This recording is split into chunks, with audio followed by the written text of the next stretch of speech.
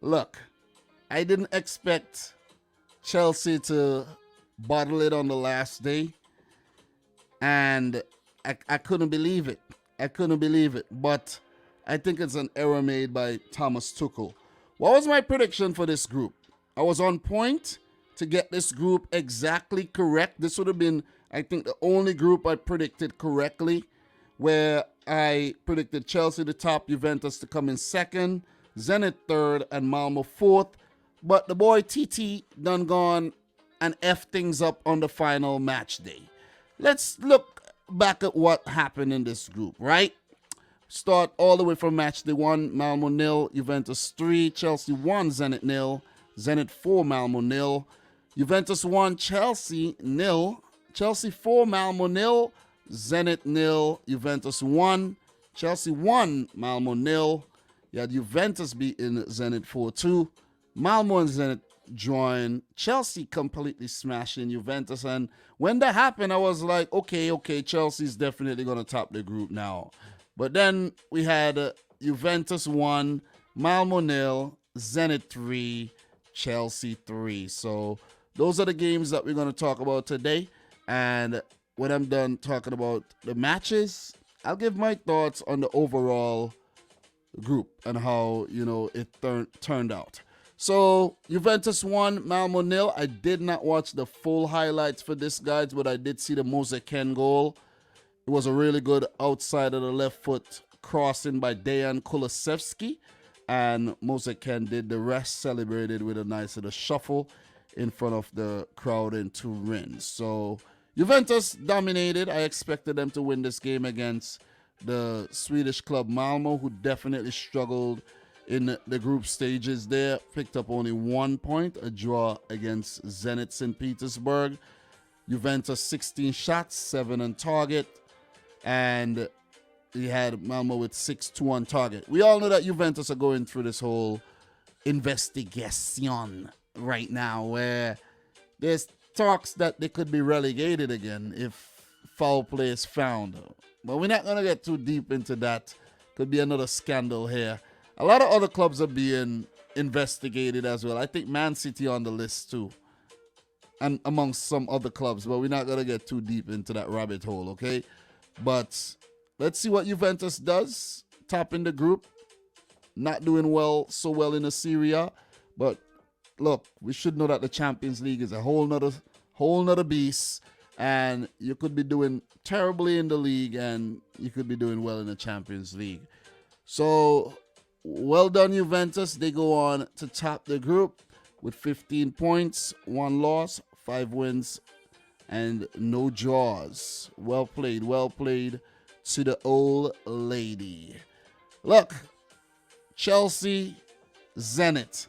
I thought that Chelsea were actually going to go to Russia and do the business. That's what I thought. I started watching this game, and I caught the game about 3 minutes in, and I was like, whoa, Chelsea scored already. Timo Werner putting in from a corner, and I was like, okay, they're on course to do the business. No worries here.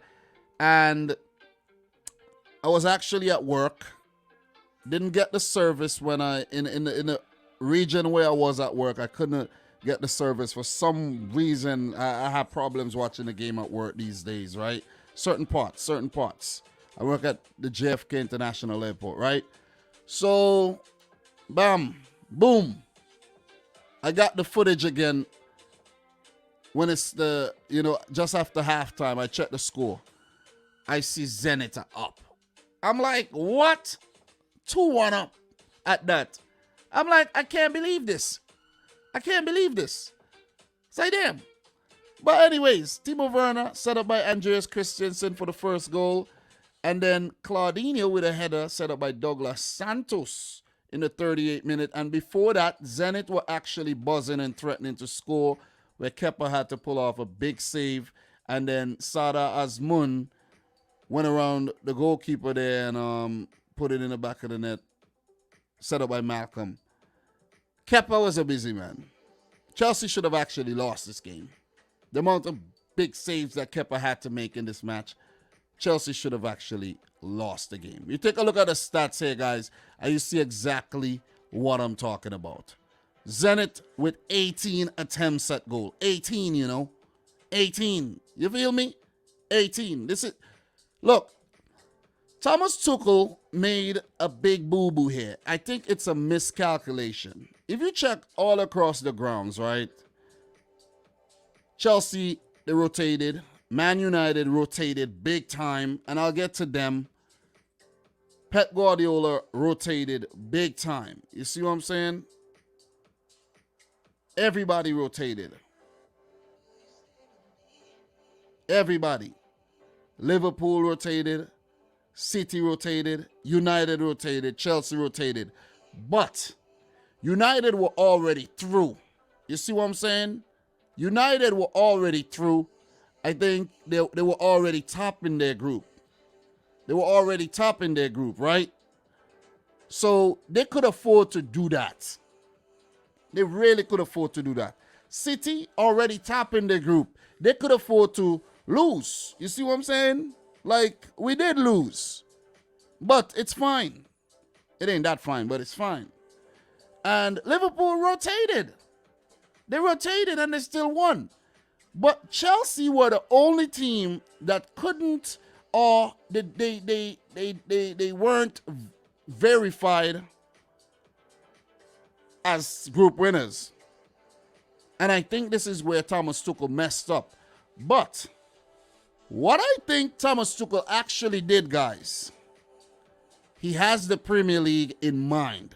I think he's a bit worried about the Premier League right now after losing that game to West Ham, and he didn't want to throw out his best 11, quotations, best 11. I don't think he knows his best 11, but he didn't want to really go too hard against Zenit because I think he underestimated the Russians. So he figured, okay, let me rest some key players here for the game coming up this weekend against Leeds. And let me go out there and we'll win we'll win the game against Zenit. It didn't happen like that. Because let's take a look at the lineup really quick. We have to take our time and we have to analyze this game, this group properly. Look, Zenit pretty much confirmed a Europa League spot. So they did what they had to do. You see what I mean? They did what they had to do. They didn't look too bad in the group stages as well. But Chelsea went in with Timo Werner. And I have to say, look, big up to Timo Werner. I have criticized him in the past, right? He scored twice. Scored the equalizer. Well, that was Lukaku with the equalizer set up by Timo Werner. And then Timo Werner with a brilliant goal. Brilliant goal in the 85th minute. That was not a tap-in. We know a lot of his goals are tap-in. But that 85th minute goal was a banger to put Chelsea in the lead, and I couldn't believe it. I think that was actually one of the goals were actually offside, if I'm not mistaken. But it stood. But it's whatever. Ozdoyev, that volley, oh man, that is ridiculous. Aspilicueta, got to be blamed for that. Horrible clearance, give it right back to Zenit, and they did the rest. So I see people on Twitter blaming Malang Sarr. I see people blaming Christensen. Listen, those Zenit goals were damn good goals. I think Chelsea were way too adventurous at times for the first two goals, and they were punished. They were punished. But look at the lineup, right? Timo Werner. Okay, let's not show that right there. Timo Werner, Lukaku. These guys are coming back from injury, and they're not match sharp. But Timo Werner showed that, okay, I could bounce right, jump right in and score. And Lukaku had a long drought, a goal drought. But the problem wasn't with the players up top. That wasn't a problem. It's playing Saul Niguez and Ross Barkley along with Sarr. You see what I'm saying? And I think this is where they went wrong. The team was just all over the place. There wasn't any chemistry in the team. And they were punished. Kepa in goal may have been a big boo-boo as well, because a few of those, maybe Mendy could have saved it. That shot from that last volley there, I think Mendy pulls off a spectacular save. Honestly, I think he does. I really think he does. But with Kepa, even though he did pull off some big saves, he ain't good enough. I don't know, he's just not good enough, man. He ain't good enough. And it's just a little preview of what might happen to Chelsea in January. And I just read across an article that it says that the African Cup of Nations could be brought forward as well by 6 days, which means that players could be unavailable very, very early, maybe earlier than anticipated. Or maybe the change, the AFCON federations may have to actually give the teams a little leeway. But this was not a good performance by Chelsea. Really not. They didn't manage the game well whatsoever. After going up, allowing Zenit to come back and allowing them to go ahead. And even though Chelsea came back with 2 goals, they still allow Zenit back into the game to pick up a point. So I think this is Thomas Tuchel's fault. Gotta be his fault, man. But Timo Werner, bro, I gotta say, you played well. It's probably one of your best games in a Chelsea shirt. Too bad you didn't win the game. You see what I'm saying? And this could actually be very detrimental for Chelsea, or it could just work out for the better, if you understand what I'm saying. Because let's just go back here. Let's just go back. We're going to go back. And you guys are going to see exactly what I'm going to talk about, right? You guys are going to see exactly what I'm going to talk about. Because Chelsea, second, the teams that they could face is a very small group of teams, right? They cannot face a team from England, which means 3 teams are eliminated plus Juventus are eliminated, which leaves Lille, right?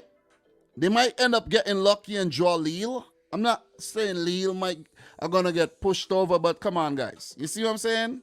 They might mess around and get Lille, right? They could also mess around and get Bayern Munich, but they're capable of beating Bayern Munich. We know this. Real Madrid. Ajax. Okay? These are the teams they could face. Ajax, Real Madrid, Bayern Munich, and Lille. I think Chelsea would fancy themselves against both Ajax and Lille.